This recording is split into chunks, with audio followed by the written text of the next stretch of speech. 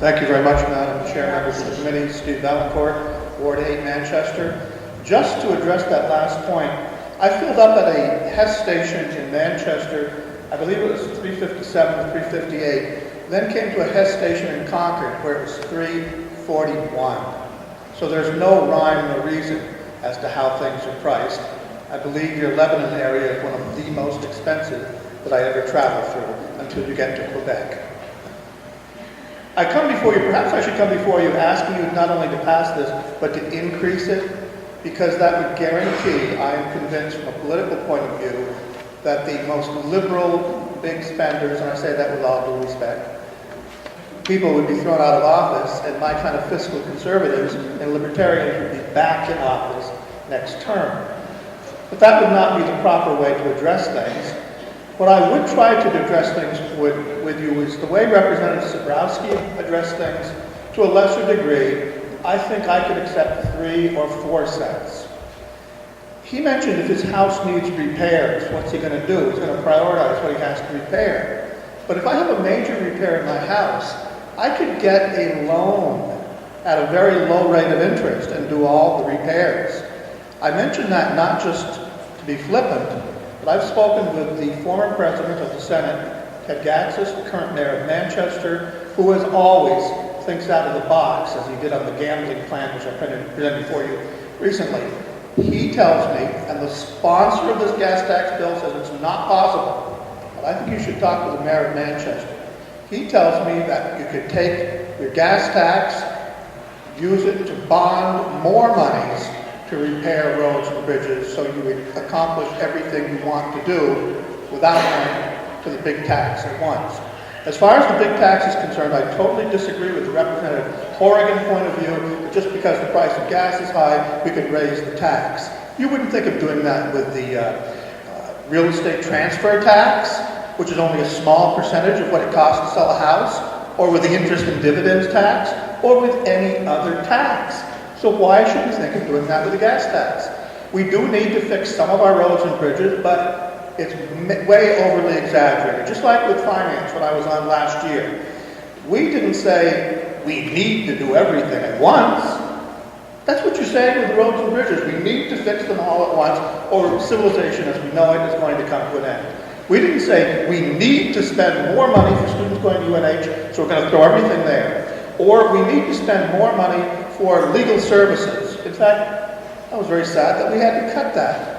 Or that we need to spend more money for dread advertising. We cannot have this philosophy that the sky is the limit for anything. Finally, I would like to say that I have long favored the proposal you spoke about 6 years ago to wean ourselves from funding state police with gas money. I would like to get rid of that completely, but we have to realize, honestly, that if we do that, something else is going to have to fund the regular part of the general fund, since they would be getting this money.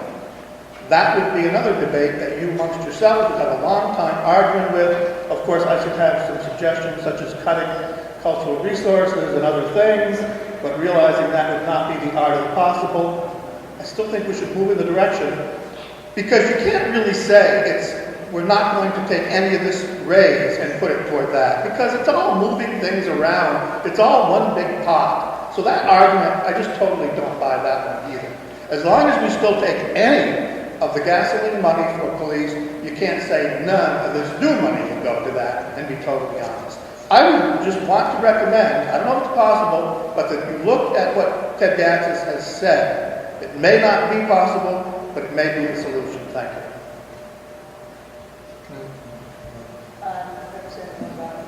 Yeah, real quick. Thank you, Representative. When you say 3 to 4 cents, is that total, right? Not 3 cents one year, 4 cents the next.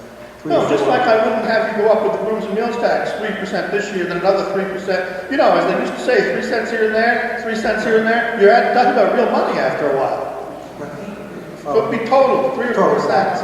Total, not 7, 3 or 4. But then, just like I'm going to redo my house, I'm not going to take all the money out of my pocket. I may go get a loan to redo a lot of it. Look at that. Representative, just so I understand the former mayor's proposal. Currently. is that we bond what we need to do right now, and then we spend the next 20 or so years paying off the bonds and not do anything else. No, I'm not going to speak for him. He actually recommends that you have a tax increase. It's actually more than I would recommend. But then he would bond it so you can be able to do everything you want more quickly and then pay it off. And then not do anything while we're paying off the bond. Well, you have to arrange a schedule. I mean, intelligent people can come up with a plan, just like when you do something with your house. You wouldn't bond the maximum amount for your house. You'd do enough to what you need now and then pay it off. You would have to come up with an intelligent plan with the greatest minds we have in the state. Fortunately, I'm not one of them, so I don't have to come up with it. You're self-effacing today. What? You're very self-effacing today. Thank you. Thank you.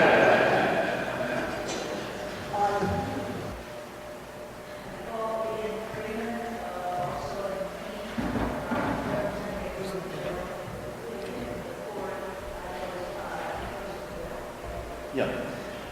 Some points have already been made here regarding how this tax increase is going to affect poor people to a greater proportion than it will people who have some wealth. If you make $200,000 a year, it's not going to be that much more difficult to pay an extra $5 to fill a tank of gas, or whatever the extra amount would be depending on the size of the tank. But if you make $20,000 a year, then it gets a little bit more difficult.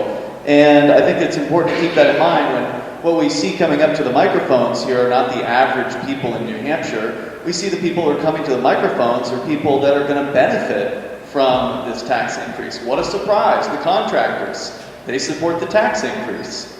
What does the average person in New Hampshire think? Well, they're not here right now because they're probably really busy working so they can pay all of the bills they have to pay and hopefully have enough money at the end of the month to put some more money in their gas tank so they can actually get to work. And of course, people that are wealthy don't generally have to go to work very far from where they live. A lot of people can just, work from their home, for instance. The average person who's a working class person generally has to drive somewhere to go to work. So it's going to hit poor people, this tax, even harder than anybody else. And of course, the middle class will be affected in a negative manner as well. Everybody knows that the roads in New Hampshire are they're considered pretty awful. And I think that that's what happens when you hand something over to the government. It generally does a very poor job at whatever it is that it's been tasked to handle. So I would suggest decentralization of road control and road repair. Every road passes through a New Hampshire town, so why shouldn't they be in charge of that? Or better yet, let businesses and industry groups and concerned people handle that rather than the centralized government bureaucracy that we're saddled with here. In addition to that, I would also like to point out that if you really want to help poor people, and I think that's an important thing to do, maybe the proposal should be to actually decrease the gas tax. Because it was stated earlier, the representative has left the room, but he's absolutely right. You increase taxes on gas, the price of everything goes up at the store, because the businesses are going to pass that on to the customers. And it was mentioned earlier about the state police. I don't know, I don't have the budget in front of me, I don't know what the amount of money is that they get every single year, but another thing you could do to help poor people would be to abolish the state police entirely. You could take the money that's currently going to the state police, use it to actually do something productive, like repair a bridge, or 2 or 3, or however many that would pay for, and then you wouldn't have the state police running around ticketing people who usually are just trying to get to work on time. I'm really not sure what it is that they do that's not done by other police agencies in this state. Again, every town for the most part has police, and if they don't, they're county sheriffs. So that could be a source of revenue for you as far as not having to raise these taxes. Thanks for listening. I'll be happy to answer any questions. Thank you. I call Pamela Ean of Concord, opposing the bill.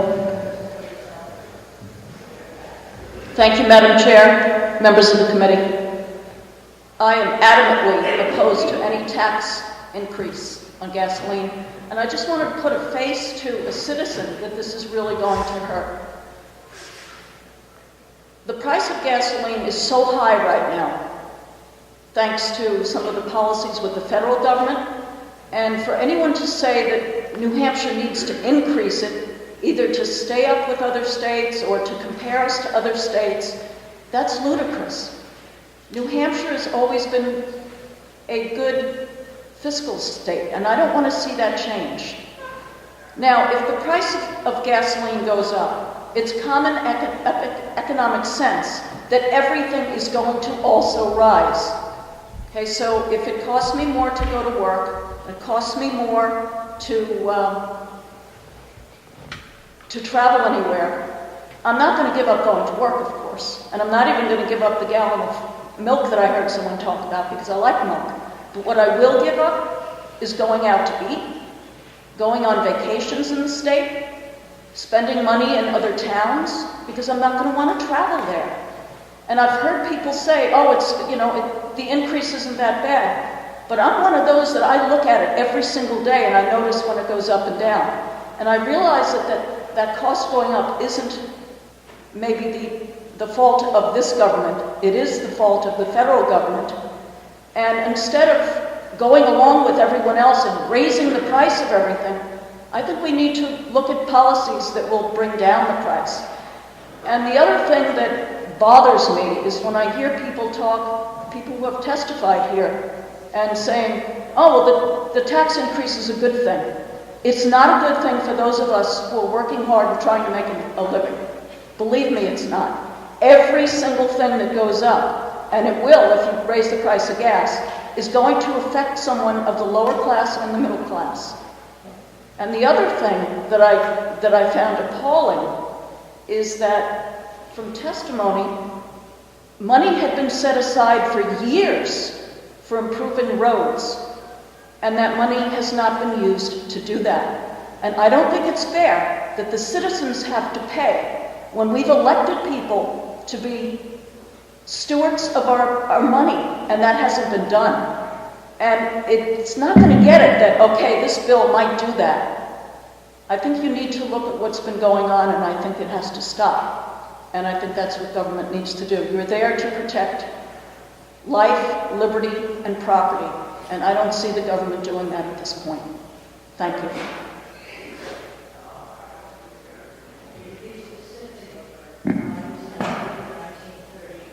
It was in 1938 that the government decided that the state troopers should be funded out of the highway fund. We've been given quite a good description of it by the ex-majority leader, was he? Thank you. Well, that was a little before my time, but if it was wrong then, it's still wrong now.